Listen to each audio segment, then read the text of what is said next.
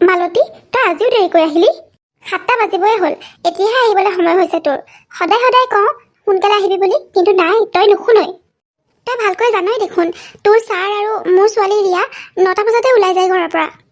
তই সদায় দেৰি দেৰিকৈ আহ আৰু লৰালৰিকৈ কামবোৰ কৰ। এই লৰালৰিকৈ কৰোঁতে যোৱা মাহত এটা কাপ ভাঙিলি নহয়। বাইদেউ, ক'তনো সদায় সদায় দেৰিকৈ আহোঁ, আজিহে অলপ দেৰি হৈ গ'ল। মাজে সময়ে অলপ দেৰি হৈ যায় আৰু। মোৰো আপোনাৰ দৰে সৰু ছোৱালী এজনী আছে নহয় ঘৰত, তাইকো খুৱাই বোৱাই থৈহে আহিব লাগে। আৰু কালি ৰাতি যে ইমান ডাঙৰ বতাহ ধুমুহা বৰষুণ আহিছিল, আমাৰ ঘৰৰ ভিতৰত গোটেই পানী সোমালে বাইদেউ। ৰাতিটো ভালকৈ শুবই নোৱাৰিলোঁ। ছোৱালীজনীৰো গাটো বেয়া হৈ গ'ল, সেইকাৰণেহে মোৰ অলপ দেৰি হ'ল আজি। আৰু আপুনি চিন্তা নকৰিব, 9টা বজালৈ এতিয়া বহুত সময় আছে। মই চব বনাই মেলি ৰেডি কৰি দিম নহয়। ছাৰ আৰু আমাৰ ৰিয়া মাজনী নোখোৱাকৈ যাব নালাগে বাইদেউ। অকল ৰন্ধা বঢ়া কৰিলেই হ'ব নেকি? তেওঁলোক ঘৰৰ পৰা ওলাই যোৱাৰ আগতেই ঘৰ সৰা মোচা চব কৰিব লাগিব। আহি ঘৰৰ পৰা মোৰ মানুহজন আৰু ছোৱালীজনী ওলাই যাব নেকি? আৰু তোৰ ঘৰত কি হৈ আছে, কাৰ কি প্ৰব্লেম হৈছে, সেইবোৰ মোক কোৱাৰ প্ৰয়োজন নাই। ঘৰৰ প্ৰব্লেম ঘৰতে থৈ আহিবি। মই দস্তুৰমত তোক পইচা দি কামত ৰাখিছোঁ, গতিকে মোৰ ঘৰৰ কামখিনি সময়মতে হোৱাটো বিচাৰোঁ মই। আজিৰ পৰা যদি এদিনো লেট কৰ নহয়, তোক কিন্তু কামৰ পৰা উলিয়াই দিম। এনেকৈনো কিয় কৈ আছে বাইদেউ? মাজে সময়েহে মোৰ লেট হয়। আৰু ঠিক আছে, মই কথা দিছোঁ, আজিৰ পৰা আৰু দেৰিকৈ কেতিয়াও নাহোঁ। এতিয়া মই কামত লাগোংগে বাইদেউ, আৰু চিন্তা নকৰিব, মই ছাৰহঁত ওলাই যোৱাৰ আগতে গোটেই ঘৰ চৰ মুচি চাফা কৰি দিম। যা যা, সোনকালে যা। আৰু শুন, বাথৰুমত কাপোৰ সোপা আছে নহয়, সেই সোপা তিয়াই ল'বি আগতে। আৰু ভাত পানী বনাই হোৱাৰ লগে লগে সেইখিনি ধুই দিবি, দেৰিকৈ ধুলে আকৌ নুশুকাব। ঠিক আছে বাইদেউ। সেইজনীৰ পৰা আৰু উপায় নোহোৱা হৈছে। ছোৱালীজনী ইটো হৈছে সিটো হৈছে, প্ৰায়ে আহি কৈ থাকেহি। সেইবোৰ শুনিবলৈনো মোৰ কি দৰকাৰ পৰিছে বাৰু? তেনেকুৱা ভাল কাম কৰা মানুহো পোৱা নাই। মনে মনে বিচাৰিও আছোঁ মই, পোৱা হ'লে এজনীক উলিয়াই দিলোঁ হ'লে। অৱশ্যে মালতীজনী আমাৰ ঘৰত বহুত বছৰৰ পৰাই কাম কৰি আছে নহয়, বেলেগক আকৌ ইমান সহজে বিশ্বাসো কৰিব নোৱাৰিম আজিকালিৰ যুগত। সেইকাৰণেহে সহ্য কৰি থাকিব লগা হৈছে আৰু। তোৰ এতিয়ালৈকে ৰন্ধা বঢ়া কৰি হোৱাই নাই নে? ৰিয়া কেতিয়াবাই ওলালে স্কুলৰ কাৰণে, এখেতো বহি আছে ডাইনিং টেবুলত, দেৰিয়ে হ'ব দেখোন। বাইদেউ, ভাত তৰকাৰী চব হৈ গ'ল, মই মাত্ৰ পাকঘৰটো অলপ চাফা কৰি লওঁ বুলি ভাবিছিলোঁ। যি কৰিব আছে সোনকালে সোনকালে কৰ। বাইদেউ, মোৰ মানে আপোনাক এটা কথা ক'বলৈ আছিলে। এতিয়া আকৌ কি কথা ক'বলৈ আছে তোৰ? এনেই দেৰি হৈছে। বাইদেউ, আপোনালোকৰ ঘৰত কাম কৰা মোৰ আজি বহুত বছৰেই হ'ল। যিমান টকাত বন্দবস্ত কৰি মই সোমাইছিলোঁ, এতিয়ালৈকে সিমানতেই কাম কৰি আছোঁ বাইদেউ। বজাৰত বস্তুৰ দাম কিমান বাঢ়িছে আপুনিতো ভালকৈয়ে জানে। তাতে আকৌ মোৰ ছোৱালীজনীও এতিয়া অলপ ডাঙৰ হৈ আহিছে। পাৰে যদি এই মাহৰ পৰা মোক টকা কেইটামান বেছিকৈ দিব পাৰিব নেকি বাইদেউ? কি হ'ল?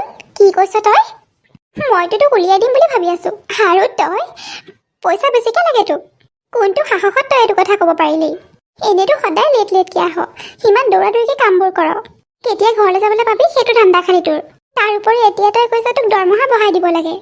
বাইদেউ, মই কামবোৰ অলপ খৰখেদাকৈ কৰোঁ সঁচা, কিন্তু ঘৰখনৰ সকলো কামটো মই কৰি থৈয়ে যাওঁ বাইদেউ। আৰু ইমান বছৰে আপোনালোকৰ ঘৰৰ একো এটা বস্তু মই ক্ষয় ক্ষতি কৰা নাই, মাত্ৰ এটা কাপৰ বাহিৰে।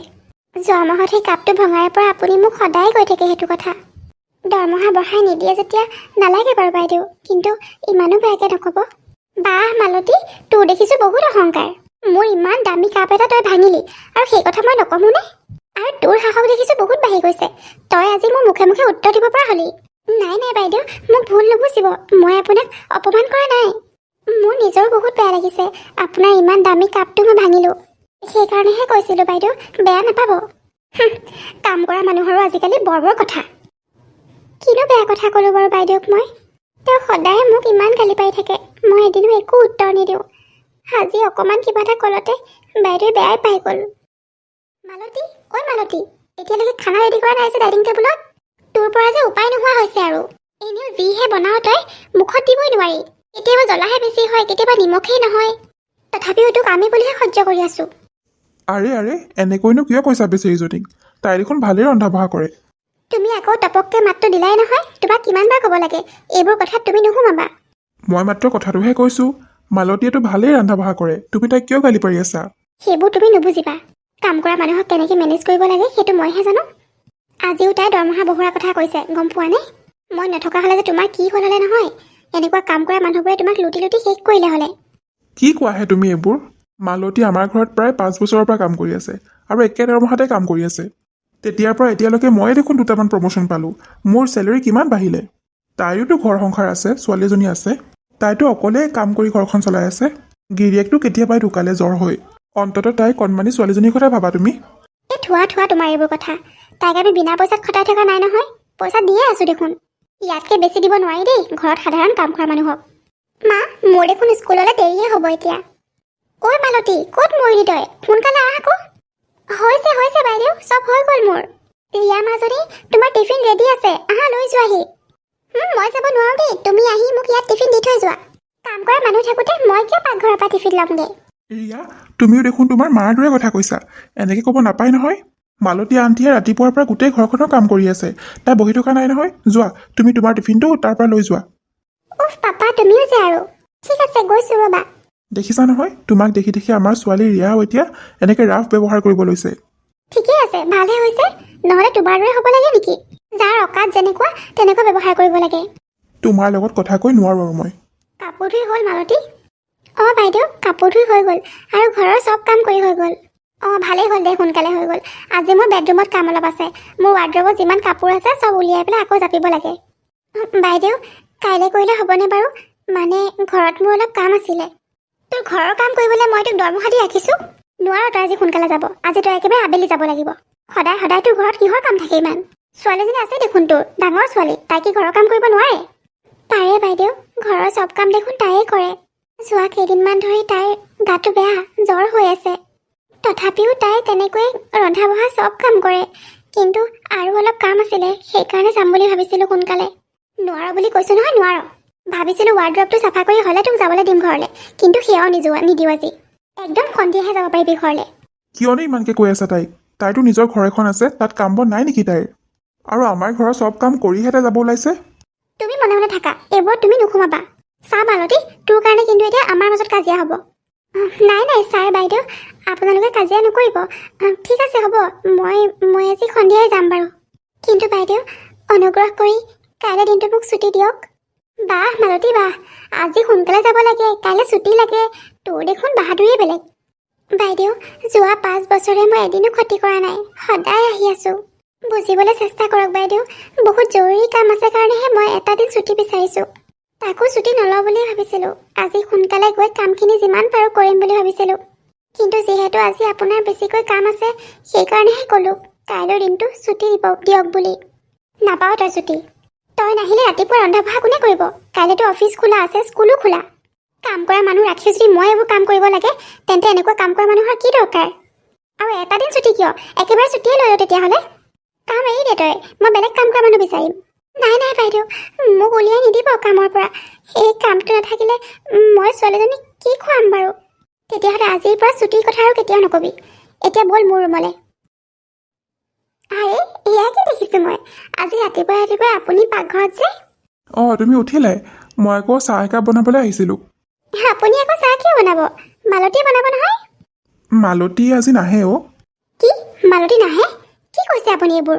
তাইক দেখোন মই কালি কৈয়ে দিছিলোঁ তাই ছুটি নাপায় বুলি। কৈছিলা ঠিকেই, কিন্তু তাইৰ চাগে কিবা ডাঙৰ প্ৰব্লেম হৈছে। অলপ আগত ফোন কৰিছিলে তাই, ময়ে ক'লোঁ হ'ব আজি ছুটি ল বুলি। কি? তাই কেনেকুৱা টেঙৰ দেখিছেনে? তাই ভালকৈয়ে জানে মোক ফোন কৰি সুধিলে মই তাইক কেতিয়াও ছুটি নিদিওঁ। সেইকাৰণে আপোনালৈ ফোন কৰিলে তাই। বৰ সাংঘাতিক টেঙৰ দেই তাই। থাকেহে এনেকৈ আকৰিজনী হৈ, কিন্তু ভিতৰি তাই বহুত টেঙৰ। আৰু আপুনিও কম নহয়। কিয় বাৰু ক'ব লাগে ছুটি ল বুলি? এতিয়া গোটেই ঘৰখনৰ কামবোৰ বাৰু কোনে কৰিব? তাই মোলৈ ফোন কৰা নাছিল অ', তাই তোমাৰ ফোনটোতে ফোন কৰিছিল। কিন্তু তুমি টোপনিত আছিলা যে গমেই পোৱা নাছিলা।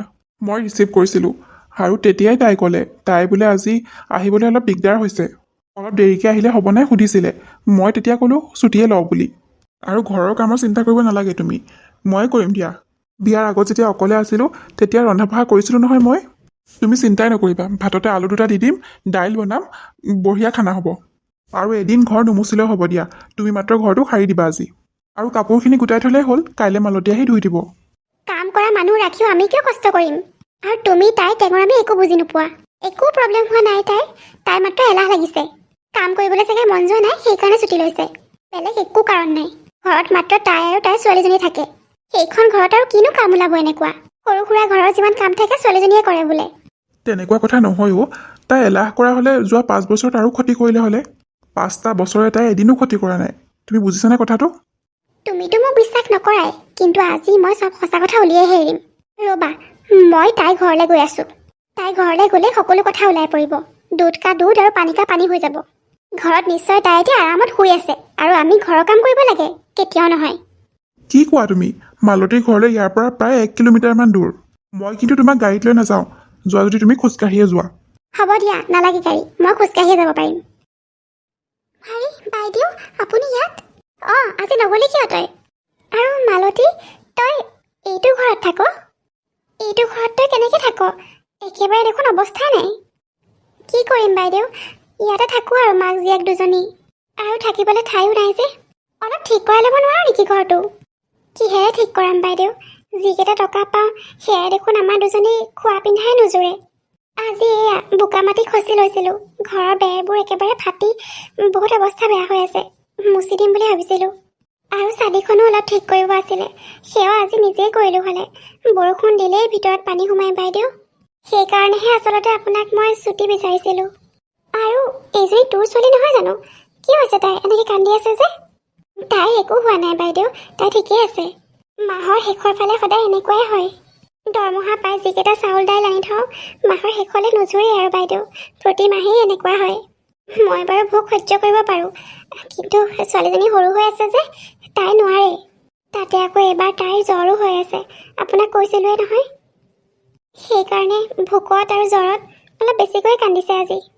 একো নাই, ঠিক হৈ যাব তাই। তাই ঠিক হ'বই লাগিব বাইদেউ। সেইকাৰণে আপুনি গালি পাৰিব, খং কৰিব বুলি জানিও আজি মই ছুটি লৈছোঁ। ঘৰটো অলপ ঠিক ঠাক কৰিবই লাগিব আজি বাইদেউ, নহ'লে বাৰিষা আহি আছে। ঘৰত পানী সোমাই অৱস্থা বেয়া হৈ যায়। আৰু যিমানবাৰ পানী সোমায় সিমানবাৰ ছোৱালীজনীৰ জ্বৰ হয়। আপুনি হয়তো গম নাপায় বাইদেউ, ছোৱালীজনীৰ দেউতাকো এনেকৈ জ্বৰত ভুগি ভুগিয়েই ঢুকাইছিল। সেইকাৰণে মই তাইৰ জ্বৰ হ'লে বহুত ভয় কৰোঁ বাইদেউ। মানুহজনেতো এৰি থৈ গ'লেই। সেই ছোৱালীজনীৰ কিবা হ'বলৈ হ'লে মই জীয়াই থাকিব নোৱাৰিম। আপোনালোকৰ ইয়াৰ দৰে তাইক ইমান আৰামৰ জীৱন মই কেতিয়াও দিব নোৱাৰোঁ। কিন্তু খুৱাই পিন্ধাই অন্ততঃ জীয়াই ৰাখিব বিচাৰোঁ তাইক। মালতী, তই এনেকুৱা বেয়া পৰিস্থিতিত আছ ইমান দিনৰ পৰা, আৰু আমাকতো একোৱেই কোৱা নাই। অৱশ্যে কেনেকৈনো কবি, মই দেখোন চব সময়ততো খঙেই কৰি থাকোঁ। সঁচাকৈ দেই, মোৰ দৰে বেয়া মানুহ চাগে আৰু এই পৃথিৱীত নাই। যোৱা 5টা বছৰৰ পৰা তই আমাৰ ঘৰত কাম কৰি আহিছ। ডেইলি ডেইলি কিমানবোৰ খোৱা বস্তু বনাৱ তই। বিধে বিধে বস্তু বনাব লগা হয়। আৰু এইফালে তোৰ নিজৰ ছোৱালীজনী আৰু তই নিজে ভোকত থাক। মোৰ ঘৰখন তই চিকচিকাই ৰাখ, কিন্তু এইফালে তোৰ ঘৰৰ অৱস্থা এনেকুৱা। আৰু তোৰ এই দুৰ্দশাৰ কথা মই অলপ উমানো নাপালোঁ। 5টা বছৰে মই তোক এদিনো নুসুধিলোঁ তই কি খাই আহিছ বা তোৰ ছোৱালীজনীয়ে কি খাইছে, তাই ঠিকে আছেনে নাই।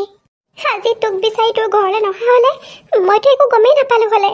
আৰু তোৰ ওপৰত এনেকুৱা অমানসিক অত্যাচাৰ কৰিয়েই গ'লোঁ হ'লে। আৰু তই এইবোৰকো কষ্ট লৈও মোৰ এই কথাবোৰ হাঁহি মুখে শুনি থাকিলি হ'লে। বাইদেউ, আপোনাৰ একো দুখ নাই। আপোনাৰ ঘৰত মোক কাম কৰিব ৰাখিছে, সেয়াই মোৰ ওপৰত বহুত ডাঙৰ উপকাৰ কৰা হৈছে বাইদেউ। সেইকেইটা টকাও যদি মই নাপালোঁ হ'লে মই জীয়াই নাথাকিলোঁ হ'লে চাগে ইমান দিনে। মোৰ ছোৱালীজনীক মই কি খোৱালোঁ হ'লে বাইদেউ? নহয় মালতী, কেতিয়াও নহয়। তই মোৰ ঘৰত যিমান কাম কৰ তাৰ তুলনাত মই তোক বহুত কম পইচা দিওঁ। তোক ইমান কম টকাত খটাই আছোঁ বুলি মই মোৰ লগৰবোৰৰ আগত ফুটনিও মাৰোঁ। সিহঁতেও আনকি আচৰিত হৈ যায় আজিৰ যুগতো ইমান কম পইচাত কাম কৰা মানুহ আছে বুলি। কিন্তু যিটো কথালৈ মই ফুটনি মাৰিছিলোঁ, গৌৰৱ কৰিছিলোঁ, সেইটো কামেৰে যে মই কাৰোবাৰ সংসাৰত ইমান কষ্ট দি আছিলোঁ, মইতো সেইটো বুজাই নাছিলোঁ। কিন্তু এতিয়া নহয় আৰু, এতিয়াৰ পৰা তই ইমান কষ্ট কৰিব নালাগে আৰু। মই এতিয়া তোৰ ছাৰলৈ ফোন কৰি আছোঁ। ছাৰলৈ কিয় ফোন কৰিব বাইদেউ? ছাৰৰ দৰে ইমান ডাঙৰ মানুহ এজন মোৰে জুপুৰিটোলৈ আহিব? নাই নাই বাইদেউ, নালাগে দিয়ক। ছাৰ আহিলে মই কিহত বহিব দিম? কি দিম বাৰু মই? তই সেইবোৰ কিয় চিন্তা কৰিছ মালতী? ছাৰ তোৰ ঘৰলৈ ফুৰিবলৈ নাহে নহয়। আৰু তেখেতকো মই ক্ষমা খুজিব লাগিব।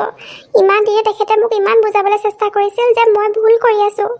মইহে তেওঁৰ কথা একো শুনা নাছিলোঁ। মই তেখেতক ফোন কৰি লওঁ। আহি পালেহি আপুনি? আহিলোঁ। আৰু আমাৰ ৰিয়া মাজনীকো লৈ আহিছোঁ লগতে। ফোনত তোমাৰ মাতটো শুনিয়েই আৰু কথাবোৰ শুনিয়েই মই বুজি পাইছিলোঁ তুমি তোমাৰ ভুলটো অনুভৱ কৰিছা।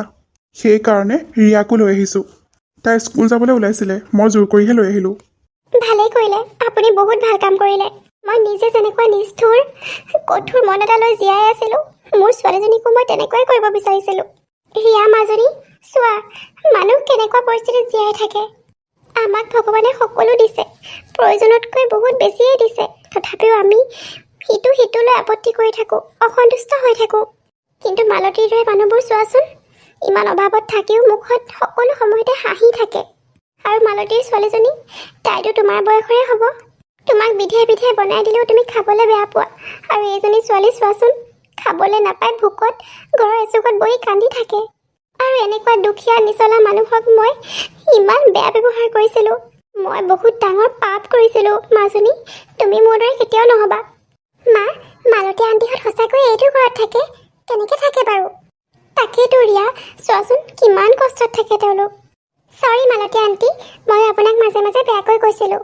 কিন্তু এতিয়া মই বুজি পাইছোঁ। মোক বেয়া পাই নাথাকিব প্লিজ। একো নাই ৰিয়া মাজনী, তুমি মোৰ চকুৰ সন্মুখতে ডাঙৰ হৈছা। তোমাৰ কোনো কথাই মই অন্তৰত নলগাওঁ। হেৰি, আপোনাক যে কৈছিলোঁ টকা কেইটাৰ কথা, আনিছেনে বাৰু? আনিছোঁ, কিয় নানিম বাৰু। আৰু মই আহোঁতে ৰাস্তাত ঘৰ বনোৱা মিস্ত্ৰী এটাক খবৰ দি থৈ আহিছোঁ। মালতীৰ এই ঘৰটো ভালকৈ বনাই দিয়াৰ সম্পূৰ্ণ দায়িত্ব মই লৈছোঁ। মালতী, তই চিন্তা কৰিব নালাগে।